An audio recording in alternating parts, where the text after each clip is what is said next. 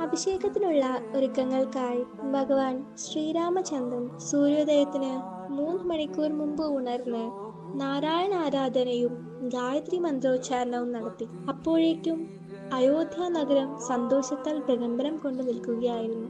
നേരം പുലർച്ചെയായപ്പോൾ മന്ത്രിയായ സുമന്ത്രൻ വാതിൽക്കൽ എത്തിക്കൊണ്ടു പറഞ്ഞു: "അല്ലയോ രാജാവേ, വസിഷ്ഠ മഹർഷിയും മറ്റു ബ്രാഹ്മണരും സ്ഥാനാരോഹണ ചടങ്ങുകൾക്കായി എത്തിച്ചേർന്നിരിക്കുന്നു. അങ്ങയുടെ അനുമതിക്കായി കാത്തിരിക്കുകയാണ്." മന്ത്രിയുടെ വാക്കുകൾ കേട്ട് രാജാവ് വീണ്ടും വിഷമിച്ചു.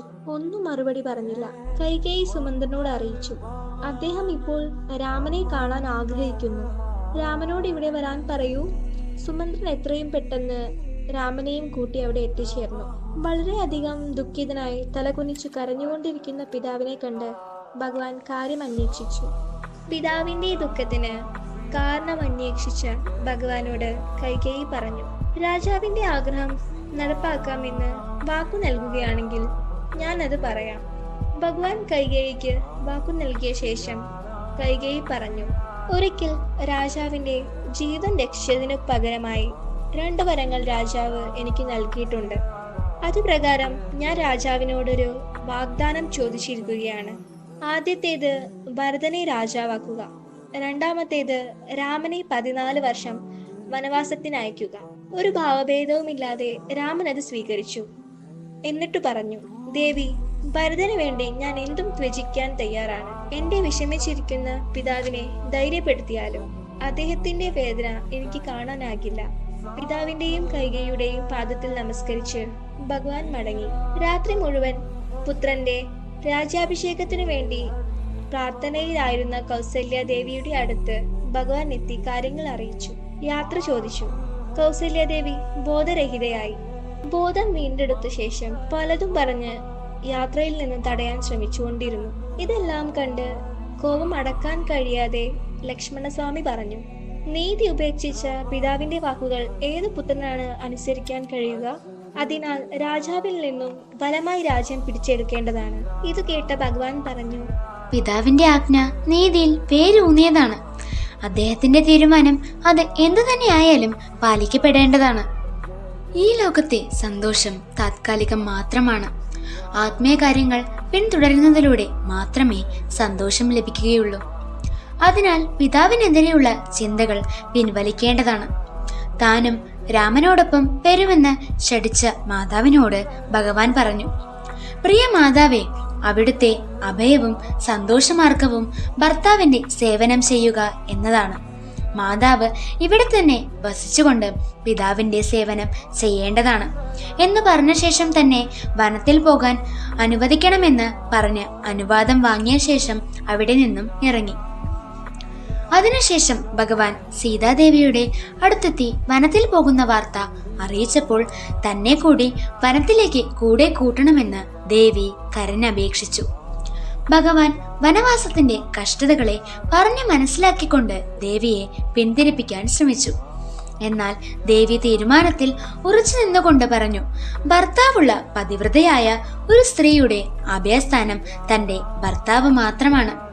അതില്ലാതെ എനിക്കിവിടെ തുടരുവാൻ കഴിയുകയില്ല." ദേവിയുടെ ഉറച്ച തീരുമാനം കണ്ട ഭഗവാൻ ദേവിക്ക് അനുമതി നൽകി. ഇതിനിടയിൽ ലക്ഷ്മണസ്വാമി ഭഗവാൻ പുറത്തു വരുന്നതും കാത്ത് യാത്രയ്ക്ക് തയ്യാറായി എത്തിയിരുന്നു. ഭഗവാനെ കണ്ടയുടൻ കാൽക്കൽ മുറുകെ പിടിച്ചുകൊണ്ട് തന്നെ കൂടെ യാത്രയിൽ കൂട്ടണമെന്ന് യാചിച്ചു. ഒടുവിൽ ഭഗവാൻ ലക്ഷ്മണസ്വാമിക്കും അനുമതി നൽകി. ഭഗവാനും സീതാദേവിയും ആഭരണങ്ങൾ ഋഷിമാർക്ക് ദാനമായി നൽകിയ ശേഷം പിതാവിനെ ആശ്വസിപ്പിക്കേണ്ടതിനായി രാജാവിന്റെ കൊട്ടാരത്തിലെത്തി. ഭഗവാനെ കണ്ട മാത്രയിൽ ദശരഥ മഹാരാജാവ് ഓടിയെടുത്തു. എന്നാൽ വിഷമത്താൽ ബോധരഹിതനായി നിലത്തു വീണു. രാജാവ് സമനില വീണ്ടെടുത്ത ശേഷം ഭഗവാൻ പിതാവിനോട് അനുവാദം ചോദിച്ചു. എല്ലാവരും ഈ കാഴ്ച കണ്ട് "രാമാ, രാമാ" എന്ന് വിളിച്ചു കരയാൻ തുടങ്ങി.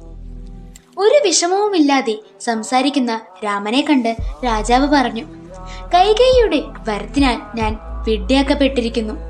എന്നെ ബന്ദിയിലാക്കിയ ശേഷം നീ രാജ്യം കീഴടക്കൂ. അപ്പോൾ ഭഗവാൻ പറഞ്ഞു, ധർമ്മിഷ്ഠനായ അങ്ങ് എനിക്ക് വേണ്ടി അധർമ്മം ചെയ്യരുത്. എനിക്ക് സിംഹാസനത്തിൽ താല്പര്യവുമില്ല. അങ്ങയുടെ വാക്ക് പാലിക്കപ്പെട്ടാൽ മാത്രമേ എനിക്ക് സന്തോഷമാകുകയുള്ളൂ.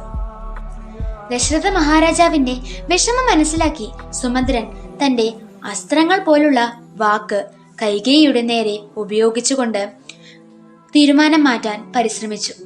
കൈകേയി തന്റെ അധപ്പതിച്ച വാക്കുകൾ തന്നെ തുടർന്നു. രാജാവും മന്ത്രിമാരും സൈനികരും എല്ലാവരും രാമനൊപ്പം വനത്തിൽ പോകാൻ ഒരുങ്ങിയപ്പോൾ ഭഗവാൻ എല്ലാവരെയും തടഞ്ഞുകൊണ്ട് തനിക്ക് വനത്തിൽ പോകാനുള്ള സജ്ജീകരണങ്ങൾ നൽകാൻ അഭ്യർത്ഥിച്ചു.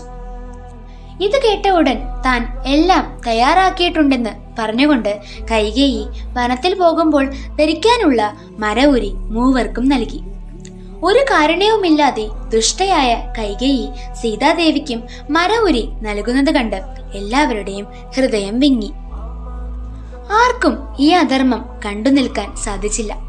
ഒന്നിലും കുലുക്കമില്ലാത്ത വസിഷ്ഠ മഹർഷി പോലും പ്രതികരിച്ചുപോയി. ഈ സാഹചര്യം താങ്ങാനാകാതെ രാജാവ് കൈകേയിയെ ഒരുപാട് ശകാരിച്ചു. കൊട്ടാരത്തിലുള്ള എല്ലാ മാതാക്കന്മാരെയും ആശ്വസിപ്പിച്ച് അനുഗ്രഹം വാങ്ങിയ ശേഷം രാമൻ രഥത്തിൽ കയറി യാത്രയായി. പ്രജകൾക്കെല്ലാവർക്കും ഒരുപാട് വിഷമമായി. രാമനിൽ നിന്നും പിരിയാൻ അവർക്ക് കഴിയുകയില്ലായിരുന്നു. ഭഗവാൻ അവരെ എല്ലാവരെയും ആശ്വസിപ്പിച്ചു. അയോധ്യാവാസികൾ രഥത്തിനു പുറകെ നടക്കുവാൻ തുടങ്ങി. ഭഗവാൻ സുഭദ്രനോട് പറഞ്ഞു, അയോധ്യയിൽ നിന്നും പുറത്ത് ഒരുപാട് ദൂരത്ത് കൊണ്ടുവിടണമെന്ന്. കാരണം ഭഗവാൻ ഇല്ലാതെ ഒരു നിമിഷം പോലും അയോധ്യവാസികൾക്ക് ഇരിക്കുവാൻ കഴിയുകയില്ല. രഥത്തിന്റെ വേഗത കൂടുന്നതിനനുസരിച്ച് പ്രജകളും ഓടാൻ തുടങ്ങി. പ്രായം ചെന്ന വൃദ്ധർ, നേരെ ചൊവ്വേ നടക്കാൻ കഴിയാത്തവർ എല്ലാവരും പുറകെ ഓടി. ബ്രാഹ്മണർ പറഞ്ഞു, രാമൻ പറയുന്നത് കേൾക്കരുത് കുതിരകളെ, നമ്മൾ പറയുന്നത് കേൾക്കൂ. രാമനെ തിരിച്ചു കൊണ്ടുവരൂ.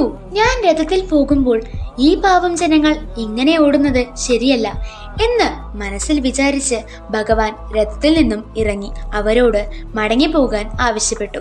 ഭഗവാൻ വീണ്ടും രഥത്തിൽ കയറി. ജനങ്ങൾ വീണ്ടും പിന്തുടർന്നു. ഭഗവാന്റെ ഹൃദയം തകർന്നുകൊണ്ടിരിക്കുകയാണ്. കാരണം സാക്ഷാൽ ഭഗവാനാണ്.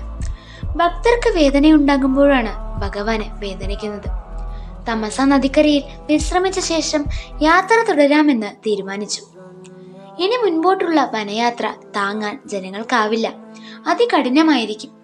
അതിനാൽ അവർ ഉറങ്ങുമ്പോൾ അവരറിയാതെ അവിടെ നിന്നും പോകാൻ ഭഗവാൻ തീരുമാനിച്ചുകൊണ്ട് രഥത്തെ പല ദിശകളിൽ ഓടിച്ചിട്ട് വരാൻ സുമന്ത്രന് നിർദ്ദേശം നൽകി. ജനങ്ങൾക്ക് രഥം പോയ വഴി മനസ്സിലാക്കി അവർ പിന്തുടരാതിരിക്കാനാണ് ഇങ്ങനെ ചെയ്തത്. ഒടുവിൽ എല്ലാവരും ഉറങ്ങിയെന്ന് ഉറപ്പ് വരുത്തിയ ശേഷം അർദ്ധരാത്രിയിൽ അവർ രഥത്തിൽ കയറി യാത്ര തുടർന്നു. പ്രജകൾ ഉണർന്നപ്പോൾ ഭഗവാനെ കാണാതെ പരിഭ്രാന്തരായി. അവർ ജീവൻ ത്യജിക്കാൻ പോലും തീരുമാനിച്ചു. എന്നാൽ രാമൻ ഇതറിഞ്ഞ് വിഷമിക്കുമോ എന്നോർത്ത് രാമന് വേണ്ടി എല്ലാ വിഷമങ്ങളും സഹിച്ച് വീടുകളിലേക്ക് തിരിച്ചുപോയി. ഒരു നിമിഷം പോലും മറക്കാതെ അവർ രാമ രാമ എന്ന് ജപിച്ചുകൊണ്ടിരുന്നു. ഭഗവാന്റെ വിരഹത്തിൽ അവർക്ക് പിടിച്ചു നിൽക്കാനുള്ള ഒരേ ഒരു ആശ്രയം രാമന്റെ നാമം മാത്രമായിരുന്നു. രഥം കോസല രാജ്യം മറികടന്ന് ഗംഗാ തീരത്തെത്തി. ഭഗവാൻ അവിടെ എത്തിയതറിഞ്ഞ് ഭഗവാന്റെ ഭക്തനും സുഹൃത്തുമായ നിഷാദകുലത്തിലെ രാജാവായ ഗുഹൻ ഭഗവാനെ കാണാനെത്തി. ഭഗവാനോട് 14 വർഷം തന്റെ രാജ്യത്ത് തുടരാൻ അപേക്ഷിച്ചു. ഗുഹൻ നൽകിയ രാജകീയ ഭോജനങ്ങളും ഭഗവാൻ സ്വീകരിച്ചില്ല. മറുപടിയായി ഭഗവാൻ പറഞ്ഞു, 14 വർഷം തപസ്വിയായി ജീവിക്കുന്നതിനു വേണ്ടിയാണ് വനത്തിലേക്ക് യാത്രയായിരിക്കുന്നത്. അതിനാൽ രാജകീയ ഭോജനങ്ങൾ സ്വീകരിക്കുവാൻ എനിക്ക് കഴിയുകയില്ല. അതിനുശേഷം ഭഗവാനും ദേവിയും അവിടെ വിശ്രമിക്കുകയും ലക്ഷ്മണസ്വാമി കാവൽ നിൽക്കുകയും ചെയ്തു. ലക്ഷ്മണസ്വാമിയോട് അല്പസമയം വിശ്രമിക്കുവാനും താനും തന്റെ സൈന്യവും ഭഗവാന് കാവലായി ഉണ്ടെന്നും പറഞ്ഞ ഗുഹനോട് ലക്ഷ്മണസ്വാമി പറഞ്ഞു. ഭഗവാനും ദേവിയും തറയിൽ കിടക്കുമ്പോൾ എനിക്കെങ്ങനെ ഉറങ്ങാൻ കഴിയും? അങ്ങനെ വനവാസകാലം മുഴുവനും ലക്ഷ്മണസ്വാമി ഉറങ്ങാതെയും ആഹാരം കഴിക്കാതെയും ഭഗവാന്റെ സേവനം ചെയ്തുകൊണ്ടിരുന്നു. ലക്ഷ്മണസ്വാമിക്ക് ഭഗവാനോടുള്ള സ്നേഹം നമുക്ക് ഇതിൽ നിന്നും വ്യക്തമാകുന്നു. ഈ ലോകത്തിലുള്ള ഒരു ബന്ധത്തിലും ഇത്രയും നിസ്വാർത്ഥ സ്നേഹം നമുക്ക് കാണാൻ കഴിയുകയില്ല. ഭഗവാനും ഭക്തനും തമ്മിലുള്ള പരിശുദ്ധ ബന്ധമാണ് ഇവിടെ നമുക്ക് മനസ്സിലാക്കാൻ കഴിയുന്നത്. നമ്മൾ തെറ്റിദ്ധരിക്കുന്നത് പോലെ പണ്ടുകാലത്ത് ജാതി, മതം, ഉയർന്നവർ, താഴ്ന്നവർ എന്ന വേർതിരിവ് ഒരിക്കലും ഭഗവാൻ ഉണ്ടായിരുന്നില്ല. കാരണം ഭഗവാന്റെ സുഹൃത്ത് നിഷാദ കുലത്തിൽപ്പെട്ട ഗുഹൻ എന്ന രാജാവാണ്.